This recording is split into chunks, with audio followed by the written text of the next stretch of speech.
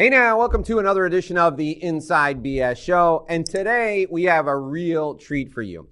I have a guest today who actually does what his title says he does because it's who he is. My guest today is my friend Mike Galvez, who's a relationship manager, which means he's a banker, and he works in Orange County, California. And he is the perfect guy to have the title of relationship manager because he's the ultimate relationship guy.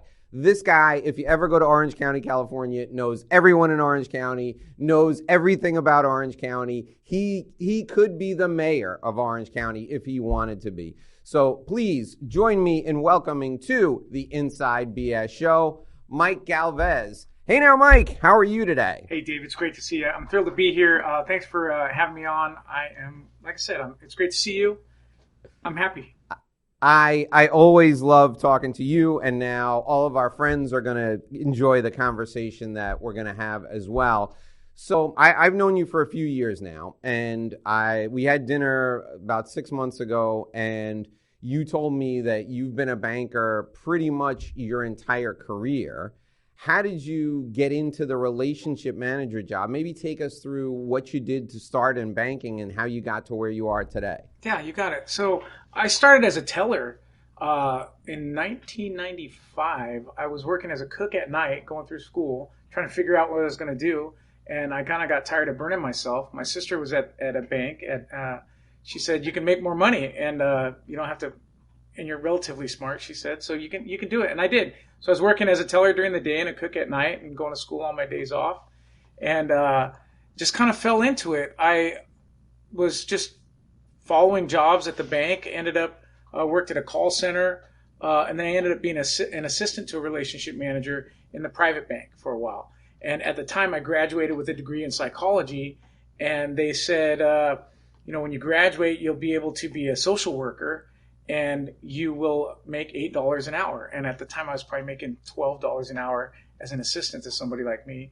And then they said, you can go to more school, and you'll make a little bit more money, and I didn't want to go to more school.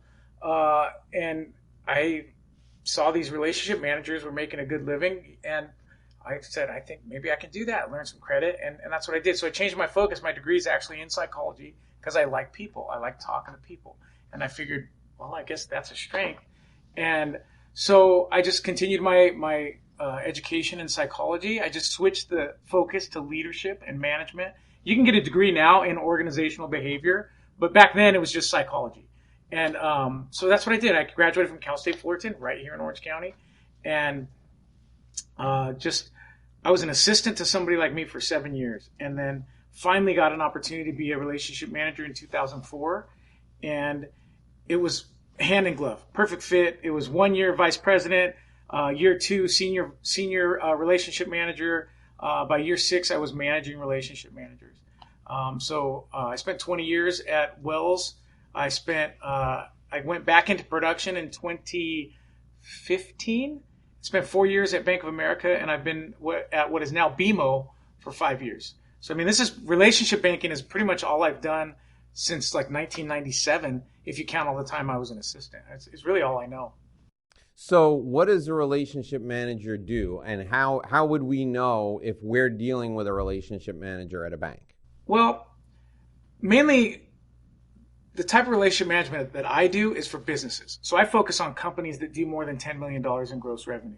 And there's a few different types of relationship managers. You might have like a private banker or a private wealth person, and those people deal with individuals, right? So you've got a business relationship manager and you've got a individual wealth manager. And our job is sort of to be like a mediator, kind of make sure that the bank understands what the customer wants, and the customer understands what the bank wants. Because if you're trying to borrow money, or if you're trying to bring money in and out of the account, pay people and get paid, sometimes you're not sure what it costs, how to do it, what the requirements are. Clients often wonder why they have to provide reviewed financial statements or audited financial statements based on their credit approval, or why not the bank won't loan them money. And so I have to explain that to the client, right? This is what the bank wants. This is why we are asking for these financials quarterly or whatever. And I have to go back to the bank and say, well, the client, doesn't want to pay this, or, can I negotiate a better fee if they bring over more money or if they've got more on deposit. So it's really like a mediator for, I'm an advocate for the client and for the bank, so everybody's happy. And you're dealing with somebody like that. You should be dealing with somebody like that. Typically, the only time my clients call an 800 number is when they've locked themselves out of their online banking. I don't have access. So, like security issues. But they call me and say, hey, Mike, I have a question about this. That you should really have a relationship with your bank, because if something happens, there's fraud or whatever, and then it's an emergency, and you can get caught up in an 800 number no matter the bank. Yeah, so you're kind of like a guide, especially when you're at a big institution. You're the guide that can help them navigate who they should be connected with to solve a specific problem related to their financial situation. Sure. Yeah, they might have questions about foreign exchange. I've got a new vendor that is in Indonesia or something. How do I pay them? They've got a new Filipino assistant or something. How can I pay that person? Or how does it work? Do I wire them money? How much does it cost to wire money? Is ACH better? What are the riskiest things? They've got checks. There's a lot that people don't think about when it comes to banking. I mean, there's lockbox. Like let's say you are a cell phone company, for example. You're sending bills out to everybody, and then people send checks back to pay you, right? So those go to a lockbox. Or you're dealing with a lot of cash. There's cash vault services that can go out to locations. Maybe you're a franchise of a fast food restaurant, right? You've got 50 franchises, and all of those franchises have cash, right? So you've got to set up cash vault, and those are the things that we do. People don't really think about that. They think about their bank when they want to buy a building. Sure, we do that. You want to buy equipment? Sure, we do that. But just getting money in and out of the account and getting the best interest rate on your money that's in the account. So walk us through a day in the life of Mike Galvez, the relationship manager. So your day starts like the question that, like you said to me, hey, people ask me all the time, do I go into a branch? So you work from home? Do you work in an office? I'm assuming you don't go to a bank branch. No. I meet clients sometimes at a bank branch, but I would say in my career that I've been doing this, I've maybe just 15, 20 times into a bank branch. There are some regional banks where the people like me just sit right on the platform with the tellers and whatnot. That's usually happens in a regional, smaller banks. A day in my life, it varies, as just like with our networking that we do. So today started at 7:15 with a networking group of 50 people in the room, right? And it's with my good friend Bill Torres, right? He leads a group here in Cerritos, and that's my home group for my provisors group, not the one that I lead, but the other one. And so that started, and then I came back to the office because today is Wednesday, and I usually work from home on Mondays and Wednesdays and half-day Fridays, and I go into the office on Tuesdays and Thursdays. So, and that consists of following up with clients on loan covenants, right? Like, hey, I'm looking for your financials, following up with prospects about, hey, I'd love to do that loan for you that we've sent you out a letter of interest on. Maybe I can take you to a Laker game or an Angel game. Let's do that. It's a lot of babysitting clients. Maybe they're not doing well, and I have to talk with our credit associates about how the future is going to look for that client. So it's a lot of emails. I sit here. This is my home office. I sit here and I work on the computer, and I send and receive hundreds of emails a day. And I talk with my associate, my assistant, who is they call it at this bank they call her a client delivery associate, which I like because she's my right hand. When it comes to operations, did this check clear? Can I get copies of statements from December for tax purposes? She does all of that, and then I just follow up with her and make sure it gets done. It's a lot, but a lot of it is and typically almost every day I have lunch with a client prospect or a COI, a center of influence, right? Mm-hmm. And I encourage my team to do that too, and I do manage a team of 2 people. So I'm not their direct manager. I like to, I asked my boss when I started, because I've managed people, but I'm not a manager now. As a team lead, I said, well, what does that mean? How do I do that? And he said, well, it's sort of like you're the cool uncle. You talk to them about, I go, that's perfect for me. I can. Yeah, that is 100% perfect for you. I can be the cool, which means we can still maybe have a drink at lunch or whatever, but it doesn't mean that, that the cool uncle will help you along, but he's going to give you a nudge if you're doing the wrong thing too. Right. So, it's a perfect role for me. I help these people get better at what they do if they need it, and I like to meet people where they are. I'm not going to micromanage and make it too basic and try to get them to do things the way I do.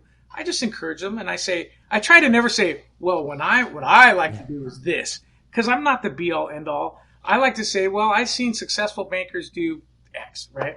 And the biggest thing for me is to meet with people, 3 types of people at least, or talk to 3 types of people every day: a client, a prospect, or a COI, center of influence, because those are the people that are the most important, because things get in the way. I could spend all day working on my computer, looking at and going through one deal. But if I didn't, and so that would be for a client, right? But if I didn't talk to a prospect or a COI that day, I don't look at that as a successful day. So that's super important to me, to do those 3 things. How are you measured? How is your success measured at the bank? How do they know if, Mike is killing it or if, Mike is doing a good job? How do they know? So it's a scoreboard job. This job is and it varies and it changes from year to year. Typically, it's loans, deposits, and revenue, and new customers.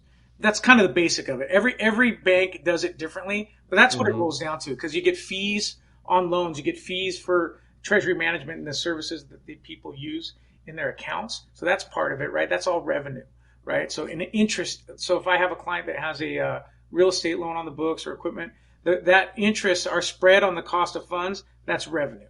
So that's measured, right? And they might say you need to bring in 4 new clients a year or 8 new clients a year. But it's mainly bringing in deposits and loans to the bank and relationships. So if I bring over an operating company, and that's usually what we focus on is operating companies.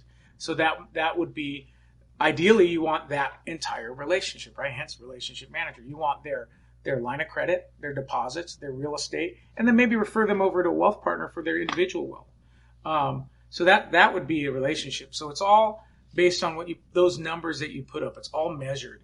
And each bank does it a little bit differently, but that's sort of the gist of it. And that's where we're at today. I mean, and I like to say it's a scoreboard job because I like to have my freedom, and I don't like to be in here punching the clock or whatever, because I mean, as you know, work and sales happen all the time. I've talked to a million people when I'm in Hawaii or Northern California or all over the country, wherever I'm traveling, because somebody has a need. Like if you called me and I was in the Philippines, I would probably get back to you, because you might have something that you have a need. You've got to meet your client's need. And if I don't get back to you right away, then, you're going to go off to the next guy. So yeah, it's an interesting deal. And I like to say it's a scoreboard job because you can look up at the scoreboard and say, I'm being successful or not. Yeah, no, I like those kind of jobs too, having measurable outcomes that I'm responsible for, because you and I are both competitive, and when we have measurable outcomes, we know if we're winning or losing, which is great. Yeah, absolutely. So you are great in a social environment with people. So I can imagine that a lot of your social interactions eventually turn to business, or your social interactions, those people will eventually call you for help because they think to themselves, well, listen, if I got to talk to somebody at the bank, I want to talk to somebody I like. Let me call Mike, because I wanted you on the show because I like having conversations with you, and I think you have value to add for our audience. I think people probably feel that way about their banking. I like talking to Mike, and I got a bank somewhere anyway. Let me talk to somebody that I really like, so that I enjoy the process of figuring out how they're going to screw me on this loan. So, is that the truth? Like, do you go to social things and all of a sudden somebody from a social event calls you and says, hey, you happen to mention in passing this new product that you have, and I think we might have a use for that. Can we talk about it? Yeah. Does that ever happen to you? Yeah, absolutely. And I mean, ideally, that's what it is. A lot of times when I find out that friends of mine or whatever bought a building or whatever, and they did it with somebody else, I'm like, well, that's what I do, right? Like, what happened there? And but I get it. A lot of times people don't want to do that sort of business because it's real personal, right? When I'm doing a loan for somebody, I'm digging into their personal finances as well as their business finances, and some people don't really like to divulge a lot of that information. But it does turn to that, and I like to be a resource. I had a manager one time that was never a sales guy. He was a credit guy. And he would tell me, he said, you're wasting your time at these networking events if they're calling you about this or that. And I said, I'm not, because I want to be the guy that they call to talk about banking. And whether or not I personally can do it, if I can provide them a solution and they think of me every time they think of banking, then I'm doing my job right. And then I can help all my friends too, right? Because if I'm helping my wealth partner or a guy at another bank, right? Maybe it's not an appetite for our bank, but I mean, I've been in banking for 30 years. I talked to my buddy Eddie at another bank this morning, right after my networking meeting. And in my networking meeting this morning, another relationship manager at another bank, he's looking for work. I said, oh, well, we're hiring. Here's it's all about banking. So that's why I say I'm the bearded banker. I don't say I'm the bearded BMO banker, because I want them to remember that I work for a bank and that I know about banking, especially with commercial banking. So that's to me, it's all about that. And I want them to come to me for that. I want to be a resource. And we want those calls from anybody about anything. I want to call when somebody's got a problem. I don't care if it's a personal problem or a business problem. If we know each other or somebody who's important to you has a problem, I want to get that call, because here's the way I think. The way I think is, geez, Galvez did me this big favor.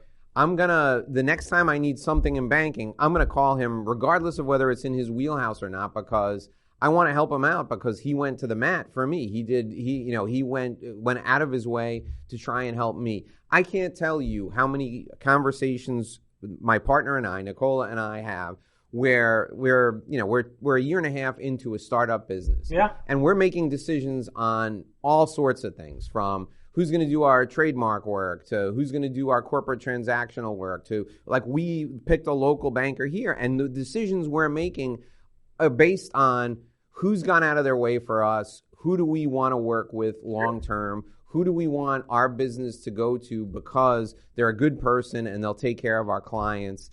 We make those decisions really thoughtfully, and I got to believe that we're not the only people who do that. So if you call me or somebody calls you for help with something, their kid gets picked up for a DUI, and you connect them with a criminal defense attorney who you have drinks with twice a month or you play softball with, that's a huge favor for them. When they go to buy a building, they don't care what your rate is. Yeah. You're gonna get the loan because you're the guy for them. You are the guy they can count on. So they're just going to call you, and they're going to, if their partner says, who'd you give the loan to? I gave it to Mike, and here's the reason I gave it to Mike. I called him at 2 o'clock in the morning. He answered the phone and helped me out of a jam. Sure. That's the guy we want to work with. So I think getting those calls for every little thing, it's like karma. If you don't get something back for that person, you're going to get something out of the blue that's going to hit you because you did something nice for somebody else. Absolutely. I mean, it's about being there for people. You want to be competent, right? You can't just be the very likable guy that doesn't know anything, right? You have to follow through. I think a lot of times what's funny to me is people will say, clients, especially if I inherit a client, maybe somebody leaves the bank and they assign somebody to me, and the clients will say, thank you for calling me back. And I'm like, well, you called me, right? I mean, but that's almost acceptable these days. And I don't know if it's a generational thing for them to not call back or not return an email in 24 hours or whatever. Sometimes I have to go, okay, well, I just got that email. Let me wait a little bit. Let me wait 10 minutes before I respond. But yeah, I mean, people are so appreciative when you just answer their question. And if you can answer it in a knowledgeable way and take accountability. And what's funny is one of my first jobs was at Disneyland. And like you talk about me being from Orange County, I'm Orange County born and raised. I was raised in Yorba Linda, which is North Orange County. I'm just north of Anaheim. I'm a diehard Angel fan. But one of my first paycheck jobs out of high school was at Disneyland. And what I learned from them was that if you don't know, ask. I was a cook at Disneyland. So, I mean, I wasn't necessarily client or guest facing. But as you walk through the park, they said if a guest comes and asks you something, find out. Like, if you don't know, find out, right? So, and that was kind of something that's been instilled in me. And yeah, that's right. It's and that's the way I work. I mean, that started at 18 years old. My two of my three daughters work at In-N-Out, and so In-N-Out is a great organization. It's probably the best hamburgers in California, and they're slowly spread. I think they were in Nashville and Oregon and whatnot, but they haven't gone out to Florida just yet. But it's a similar culture, right? That they drive this. Hey, let's be the best. Let's have the quality and have the service that people come back for. And that's just, I mean, it's all of our industry should be like that. But, in this day and age, it's not always. So what's the most unusual request you've received that you can remember work-wise? I don't, your personal life is a different story. Work-wise, what is, like, I don't want to get into any of that. Let's just talk about work. What's the most unusual request you've received? That's a good question. I mean, typically people know what the banks can and can't do. A lot of times when you get crazy requests, it's fraud. Right? They say, "Oh, I'm starting up this business." A lot of times it's startups, and with the cannabis industry growing, until that's federally regulated and federally legal, you're not going to be able to do it. The one that comes to mind was a hydroponics shop, right? So, and at the time, I don't remember if marijuana was legal in California or it wasn't, but it was a hydroponics shop. And they wanted to refinance their building. They had a loan on the building, but it was at a very high rate because it was through a non-traditional lender. Traditional lenders can give you a better rate than a non-traditional lender. It's usually 3 or 4% higher with like a hard money or a non-traditional lender. So a bank can get you a better deal. So this deal kept coming back to us, and hydroponics are not necessarily weed related, right? Because you can grow. That was their thing. Oh, there's indoor tomatoes that are grown, and there's indoor this and that. And it's like, yeah, there's a whole vertical farming industry that uses hydroponics, sure. But it's not popular in the U.S. But we actually have a company that we work with in Canada that has a vertical farm that uses hydroponics. Sure, and they could. It's not necessarily not legit, but the thing we kept coming back to is like 95% of their deposits were in cash.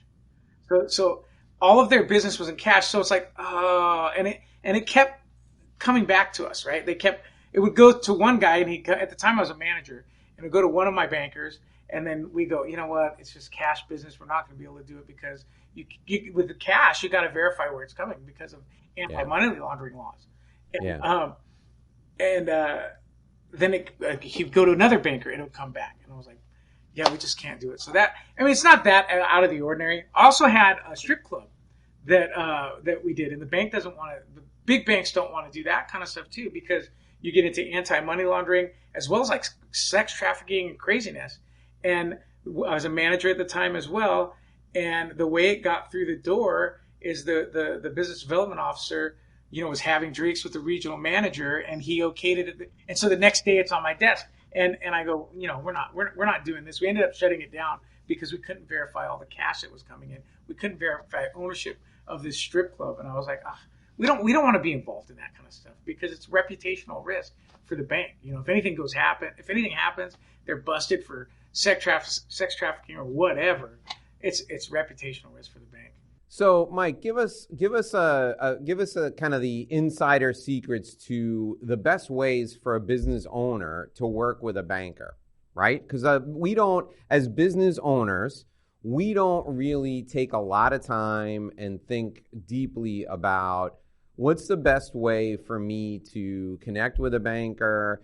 Do I need to get all my documents together before I go to meet the banker? The person that I'm sitting with, if I'm going for a loan, how much influence does that person have over the loan? Give us the inside scoop on that, because our folks who are listening and watching, they probably have never sat down with a banker and said, what's the best way for me to get the best deal? Like, does the guy across from me have the ability to influence whether this goes through, whether I get a better deal? So give us the scoop. How does it work? You don't necessarily need to have all of your documentation. You really just need to know, hey, I'm a business owner. It starts with the basics. I need accounts. Well, how does that work, right? What are the fees related to those accounts, right? And typically you would take in the bank statements that you have, or, we can talk about the activity on the accounts. And it starts from there. And then if you're looking at credit requests, let me back up. Because the first thing to do is to meet with somebody and talk to them and say, this is what I want to do. Because a lot of business owners, they may have invented the greatest widget of all time. And they're an engineer that worked on widgets and studied these widgets and learned how to make them.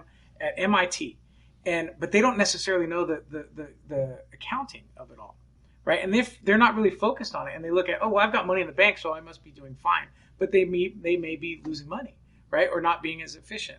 So it's good to have meet with your bank. You should also have a good relationship with your CPA so that you can have timely financial statements, right? There's nothing worse than saying, oh, well, I want a loan, but my tax returns aren't done yet. And it's October, right? So, I mean, yes, you may have filed an extension. The extension is, as a banker, the extension is my biggest pet peeve. So, I mean, and if I was a business owner, I'd be like, how am I making day-to-day decisions when I'm not looking at my year-end financial statements until September? I've got to be planning, looking ahead. So you should be in lockstep with your CPA and your banker so that you can see what your profitability is, what your EBITDA is, what your cash flow is, so that can you repay debt? And most bankers, well, these days they're not training bankers in credit. They're training them just to be sales guys and make calls. But the good guys that have been around are either credit trained or they can talk to your financials and kind of calculate the debt service and say, okay, well, here's where you're at. And they'll be able to tell you. And those are the people that have influence to the higher ups, right? So I don't have a whole lot of power, but what I do have is an ability to talk with the clients and say, this is where you're at. This is why you don't fit into our credit box. And then articulate that to our credit managers and say, hey, here's where they're at. They may not be right where we want them to be today, but can we start them maybe a little bit lower, right? Can we start them here or that? And it's something that you want to do early. You should meet with a banker right away. You should have somebody that you can contact at the bank that is not going to just direct you to an 800 number, that has the resources to answer your question, help you to understand why, and get you to the next level and take ownership of it, like we talked about before. I mean, it's really important for you to have timely financials and frequent discussions, maybe at least quarterly or every other month with your banker when you're running a business, just to say, hey, I'm thinking about expanding to this market or that market, or what does that entail?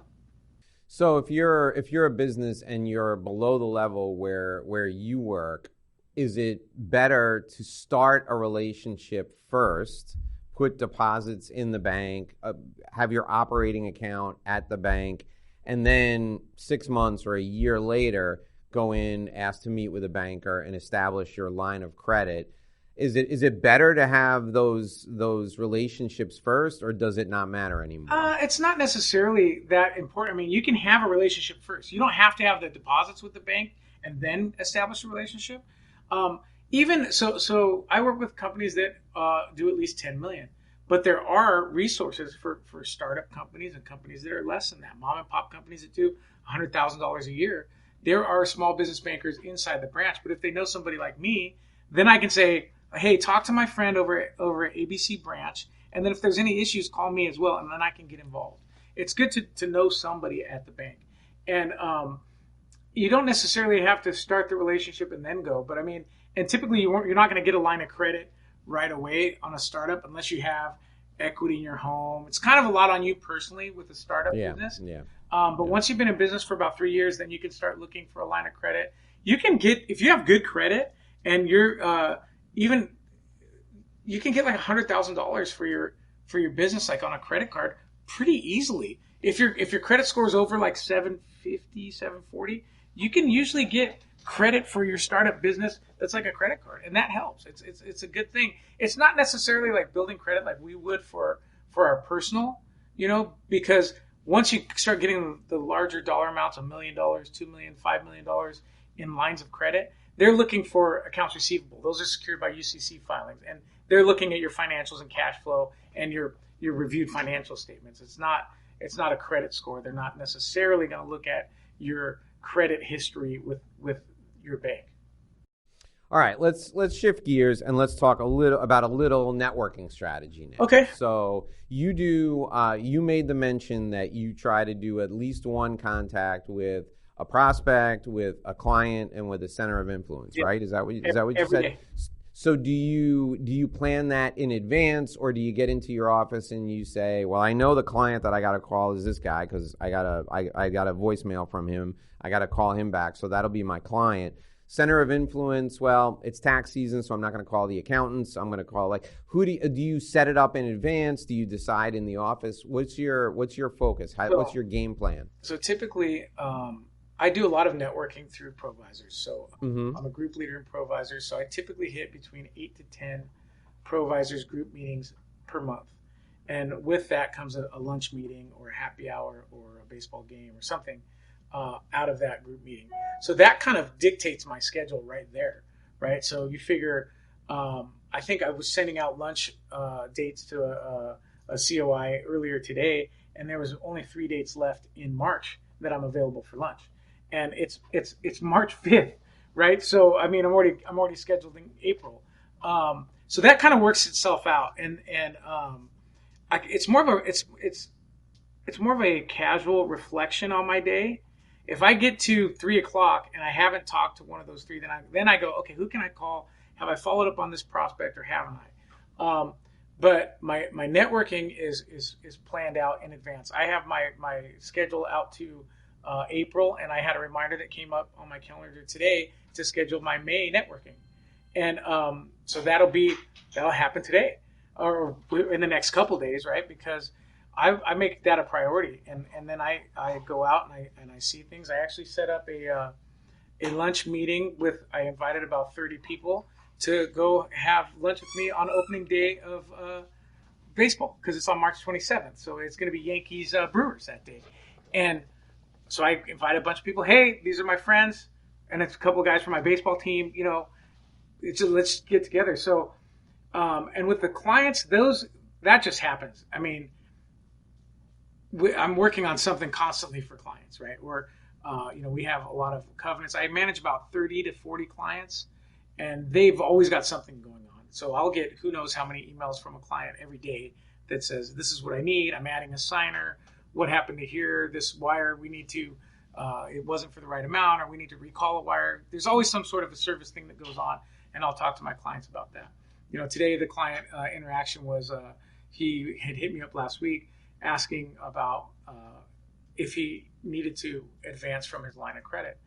And I told him what to do and how to do it, and then he never did, so I followed up with him today. And I also said, hey, let's go to a baseball game soon, because he was in Texas. So it's kind of casual. There's scheduled things and non-scheduled things that happen every day. So there are a good deal of Provisors members who listen, who watch. So tell folks who are listening and watching how you leverage Provisors, because Nicola and I have talked about this over and over again here on the show, how we do it. But I like your approach, because everything in your area, with the exception of your meeting, is in person. Correct. So you got to drive somewhere. You got to get up early. You got to drive somewhere. And then you do your follow-up meetings, which we call troikas. You do those in person, right? Yeah, most of them, yeah. Yeah. So tell folks how do you pick, because Orange County also is a really well-developed Provisors market. And if you're not familiar with Provisors and you're just joining the show, Provisors is a national networking organization with over 10,500 members. They're in 22 cities around the United States, over 400 groups. I happen to lead a group here in South Florida. Nicola leads a group of attorneys here in South Florida. Mike leads a group in Orange County. And we all get together all over the country on Zoom and in person. So when I go to Chicago, I try to go to an in-person meeting. When I go to New York, I try to go to in-person meetings. How do you plan the meetings that you go to? Because you have multiple choices on most days of the week, right? Yeah, usually. There are 30-some groups in Orange County. There's about 900 members of Provisors in Orange County. What I tend to do is I like the afternoon meetings. So unlike a lot of areas, Provisors has a lot of lunch meetings here in Orange County. So I typically just go to the ones of the people that I like. The thing about Provisors in Orange County is we really take it to heart. The first part of Provisors is know, like, trust, refer, right? So we really focus on the like part, and we're coming to providers with our genuine, vulnerable selves. We've also had some, with COVID, and we've lost a couple members. There's been a lot of stuff that have brought us to be really close, and we're friends. And when my friend got me into provisors, that was one of the things. He's like, it becomes part of your friend group, it becomes part of your social life. And I was resistant. I said, I don't really need that. I have friends. I have a social life, right? I'm full. I got friends. I don't need these business jerks talking to me about whatever. And he was absolutely right. On Friday, I'm going to my friend Josh's house, who's a group leader, and we're going to play music together. And, my wife's going to come by, and it just becomes social. So I go to the groups that I like and support the people that I like. I try to hit them all. There's just too many. There's a handful of groups of the 30 that I've never been to their home group meeting. And in the 8 years that I've been in provisors, and I need to go to them at least once, but I do see them at other events. We try to do a lot of social events. And like I said before, I try to have lunch with a client, prospect, or COI every day. So I'm usually hitting, if I have a free lunch or if a lunch cancels, I'll call up a friend and say, hey, are you that from provisors, a business professional, to say, hey, are you available for lunch today? So it's with networking, it's a very conscious effort to go to as many activities, so tonight I have a happy hour. So when you and I are done, I'm going to go visit my mother. Then I'm going to go to a happy hour with provisors, people with our distributors and manufacturers affinity group, and I'll see a bunch of other provisors there. And then it's basically the same thing tomorrow. I think I have, and then Friday there's a networking meeting, and then I'll be at my friend Josh's house, and there'll be other provisors, people that are our friends that are there. It does become a huge part. And it's funny. Another group leader friend of mine, Sarah Nahidi, she pointed out to me that I have a fear of missing out, and I didn't realize I had that. She says, you have FOMO, and I said, it's a fear of missing out. She says, yeah, you want to do everything, and because I do, and I see people will post things on LinkedIn or Instagram. And I'm like, hey, that looked like fun. Why didn't you invite me? And they'll be like, you dummy, we did invite you. You were busy that night. And even if I am busy, I'm like, oh man, I missed out on that. I want to be at all the things. I want to be with everyone and have fun. My wife, she just shakes her head at me because she knows how I am. So I have this thing. My family tells me that I have like two personalities. Yeah. So there's Fun Dave, who hangs out with everybody from Provisors and has a great time. And when they meet everybody from Provisors, they're like, oh, your dad or your husband, he's so fun. And like my daughter makes this face. She's like, him? My dad?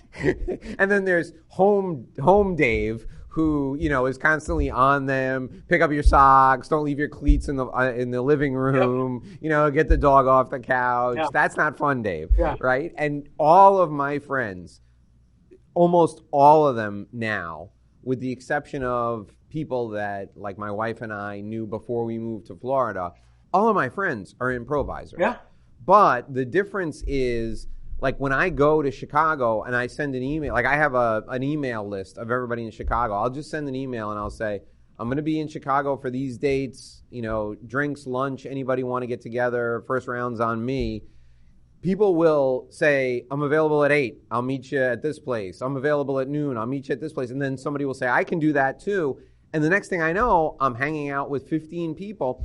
And Mike, work comes from that. That's absolutely Because we sit around and they're like, what are you in town for? And I tell them and they're like, I didn't know you did that. I got somebody who can do that. And then I say to them, what are you working on? And I'll say, wow, I didn't know that was something that you'd be interested in. I can connect you with somebody who's in that space. It's just, and it's so much better. Like exactly how we started this conversation. It's so much better to work with and to connect with people who you actually like to be around. You start to look for ways Absolutely. To do business with them. Absolutely. And that's why we're talking today, because we connected at the right. at the Group Leader Summit. It's funny because my neighbors, they don't really understand. So I live in a great neighborhood in North Orange County in Placentia, the city of Placentia, which nobody's ever heard of. I'm just north of Anaheim. But my neighbor across the street works at Disneyland. And then there's like 5 cops that we hang out. And we're basically like King of the Hill. We stand out front, whoever's working on something, and we, have a beer and talk to people, just, hang out. they have no idea what it is I do, because all they hear about is I'm at this lunch, I'm at this happy hour, I'm at this meeting, I'm going to the game with so and so, and they don't understand that that's how I get business, right? Yeah. And so when the car's parked here, they kind of think I'm just sitting in here, making appointments. But yeah, I mean, and it does seem like a lot of fun, I do think about, what happens if I retire, because I'm going to miss all my professors, friends, and meetings and stuff, dude. That's the fun part of my job. So I will tell you a God's honest true story. So I had breakfast last week with Carrie Young, who's the actual ProVisors employee. She's a regional director for Chicago. And she and I we both work for Marriott. She worked for Marriott for 25 years. I worked for Marriott for half of that time.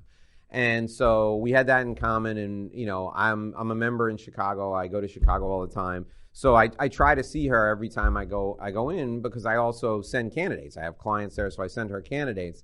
And she was telling me that there are two guys who one was a group leader and the other was like a hardcore. He hosted the meetings at his office, and he was a hardcore networker.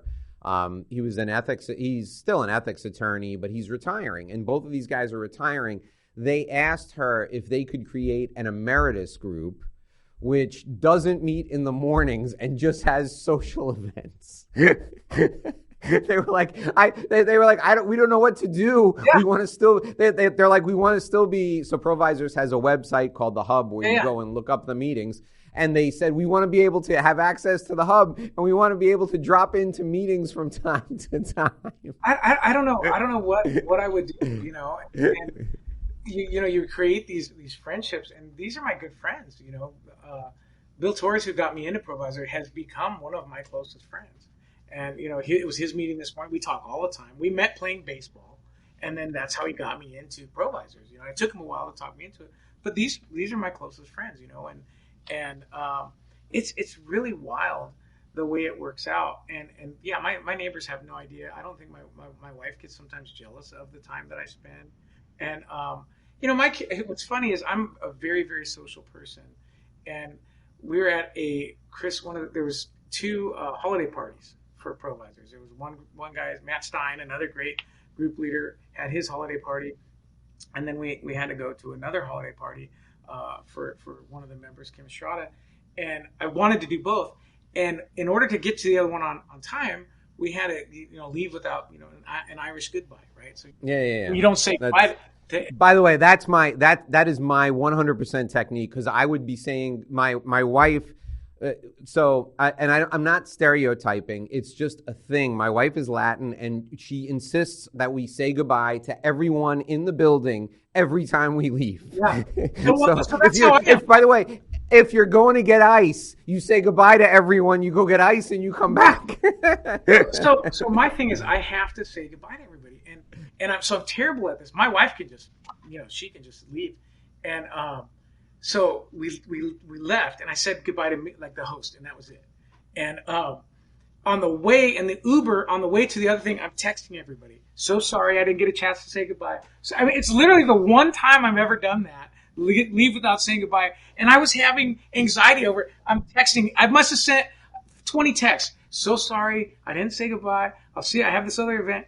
But it's just a social thing, And I think my wife gets jealous because she's not as social as I am.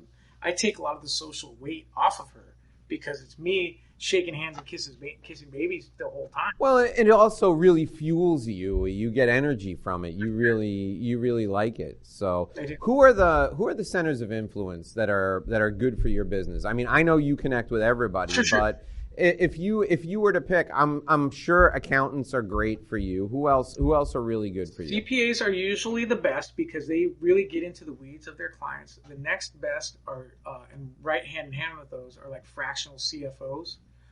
Fractional CFOs are like operations guys, people that are really getting into the weeds of the business, looking at an income statement and seeing how they can improve it. Let's see, what else? CPAs, fractional CFOs, and kind of like a corporate attorneys, like outside general counsel, because they get involved with a lot of the ownership of it. I think those are the top three. I really like fractional CFOs because they really get into the weeds and they're really trying to improve business and really trying to affect that bottom line. Because I mean, really, the top people that I talk to at a client is the CFO. So when you have a fractional CFO that's got 5 companies that he works for, all right, well, those I want to bank all 5 of those companies. Why am I not banking all 5 of those companies? For sure. Yeah, I mean, for sure. There's a lot of quality people around here, and CPAs are usually really sharp, and we speak the same language. When you're talking about EBITDA and leverage ratios and things like that, it's the same language. So it's good for me. All right, tell me about the Angels now. So you're probably you're as big a baseball fan as I am, but you do more active baseball activities than I like. My baseball activities consist of how many stadiums can we hit this summer. You actually play. Yeah. So tell us how you got. So you're probably an Angels fan, like I'm a Yankees and a Jets fan. I was just born into it. Yeah. And you live and die with that. I live and die. It's terrible. I don't get that grouchy because otherwise I'd be just angry all the time because we're terrible. We have the worst ownership in baseball. It's funny because right next to this is my living room. Right next to me is my fireplace, and above the fireplace is the television. The Angels are playing the Dodgers right now. I turned off the sound for you, but it's late. It's spring. Mike Trout hit a home run today. So baseball. I came to baseball late in life. I grew up a football guy. Grew up a Rams fan. They left in '94, which was, I was in my early adulthood when that happened. And then what had happened was I had 3 daughters, and my oldest daughter started playing softball, and I had the time to help out. And because I was helping out, I started doing a little bit of research. And I was always an Angels fan, just kind of casual. Even in '02 when they won the World Series, I was like, all right, our team won, but I didn't go to any games. I had maybe been to a couple games. It's more of a social thing for me.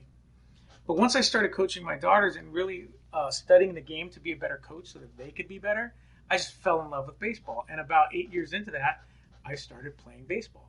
A friend of mine was on a team, and I was 39 years old, and he said, we're going to play baseball because I wanted to play. And I said, I haven't done this for 26 years. He said, you'll be fine. And I was. It really helped me as a coach.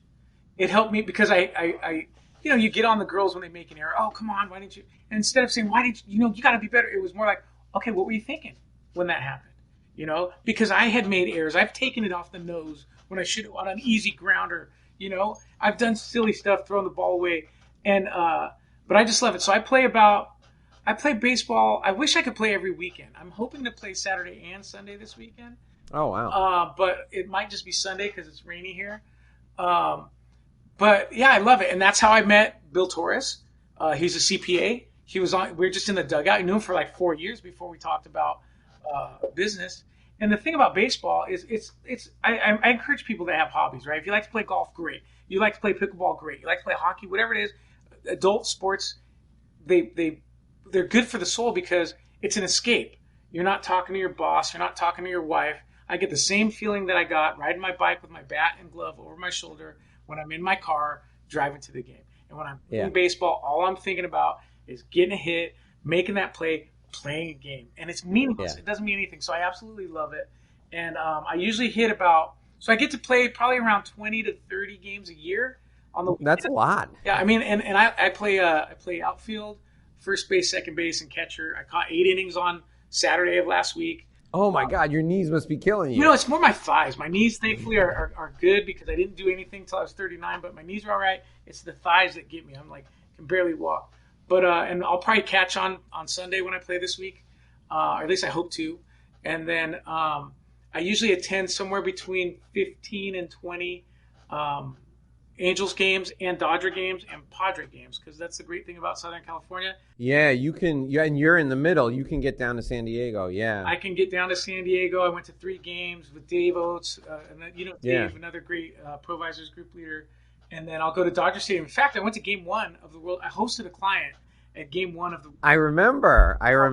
I saw you after that. Oh my! That's right. We did see each other after. And, unfortunately, I saw you after that. So yeah, it was that was wild because the best thing. So I cheer for the home team. I think if I were to go to any stadium, except for maybe Boston, and the other team was not playing the Angels, I would root for the home team. So when the Dodgers are playing, I'll root for the Dodgers. One of my baseball leagues is a Dodgers league. So I have home and away Dodger blue. It's really weird. And I have, with my name on it and whatnot. But my main baseball team is the Angels, and the one that I play on, and the one that I cheer for. But so to cheer, the best thing about hosting a client at the World Series was not only did I not have to pay for the ticket, or a beer, I could expense the mileage. No, that's great. That's terrific. So from Orange County, how long does it take you to get to Chavez Ravine, and how long does it take you to get to San Diego? To San Diego, it's about an hour and a half. To Chavez Ravine, depending on the time, it's between 40 minutes and an hour. So you really are right in the middle. Yeah, that's great. That's where awesome. I live is fantastic. I can get to Newport Beach in all of that in half hour. My office is right by John Wayne Airport, 25 minutes away from that. My dog is going nuts. No, that's great. I got two in here with me. So I feel like everything in Orange County is somewhere within 20 minutes or 15 minutes of John Wayne Airport. It really is. It really is. It's a great place to live. It's a great place to raise my family. And I just got lucky.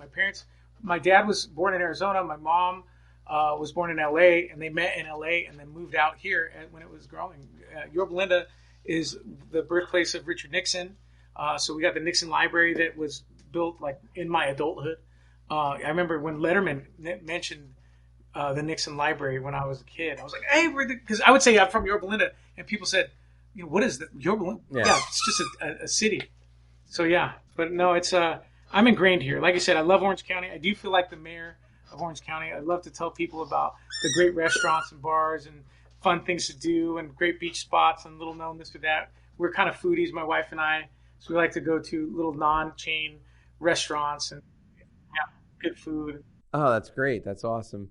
So I will tell a great Galvez Orange County story. So when I first met you, I met you on a trip just to meet Provisors people. And we sat next to each other at dinner and we hit it off. We talked about baseball. We talked about dominoes. We talked about a lot of stuff. Oh, yeah. And I'm like, this guy is great. I gotta figure out a way to stay connected to him. And then I come back, and Nicola, who's now my business partner, had literally just joined Provisors. She was in Provisors maybe 4 or 5 weeks, and she was doing legal work. And one of her clients had an issue in Orange County, and they needed a realtor. Yeah, they had a property they had to sell. Uh-huh. And she said, and she was into Provisors, but she didn't know the real impact that Provisors can have, right? So we're talking, and she's like, I got to go because I got to go find a realtor in Orange County, California. I'm like, what do you mean? She's like, well, I got this client who has an issue. He's got to sell some property, and it's in Orange County. I'm like, oh, I got a guy.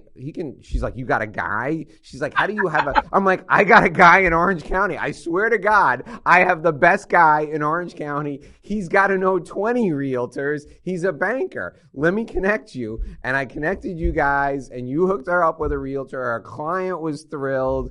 And she was like, this Provisors, this is really something. And I'm like, yes, it really is. But the thing is, if I hadn't connected with you and met you, that we would have found somebody, but we would have found somebody by scrolling through a directory and that's calling around. That's what's great. I know I have you on the East Coast, right? And you're so well connected in New York and Chicago, and I know people in Chicago too. But I mean, I know that I don't know anybody. I know one person maybe in New York.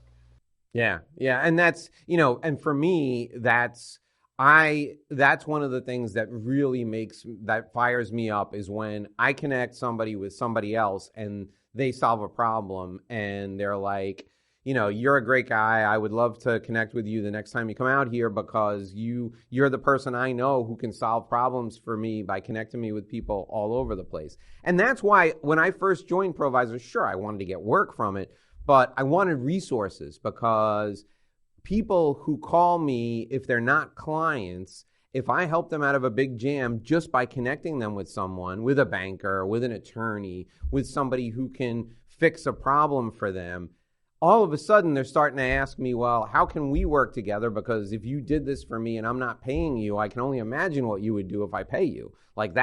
It's not too hard to go from A to B when you think like that. So I tell the people who watch and listen all the time that the book by Adam Grant, Give and Take, is a fantastic book, and that's what I model my networking after. I focus on being a giver as defined by Adam Grant in that book. I want to help as many people as I can. So, Mike, if somebody has any type of need in Southern California or specifically in Orange County, how can they get a hold of you?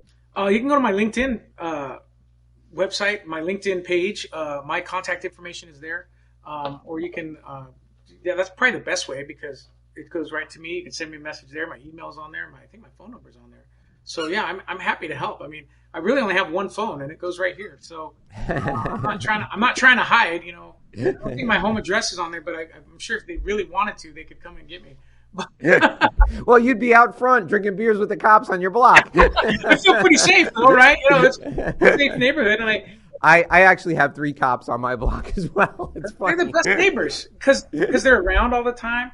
And if there's like a suspicious car, we get the group text. Hey, do you anybody know this guy? He's been, and it's really funny. They're all local cops, and that's great. And then I got the dog. Terrific. The dog's name is Vladimir, of course, Vladdy, after our only Hall of Famer. I'm diehard. I got my baseball cufflinks. I'm out of control. I thought you were going to tell me his name was Trout. Come on. Well, his middle name is Nelson, which is Mike Trout's middle name. So he's Vladimir Nelson Galvez. Yeah. Now I feel better. All right, great. If you want to get a hold of Mike Galvez, we're going to put his LinkedIn URL down in the show notes. I'll also drop his phone number in there, and I'm going to put Orange County Banker as well, so that when you think about this show a year from now and somebody says, I need something in Orange County, you're going to go, I listened to an Inside BS show. I'm putting Orange County Banker so you can just look it up when you go into Apple Podcasts to search. If you search the Inside BS show, he's the only Orange County Banker we've ever had. You will be able to find him right away. I promise you, if you've got an issue in Orange County, Mike can help you out. Mike, it's been an absolute pleasure. Thank you so much for joining us today. Dave, thank you so much for having me. It means a lot. I really enjoy spending time with you. I know that if we live closer, we'd be hanging out a lot more.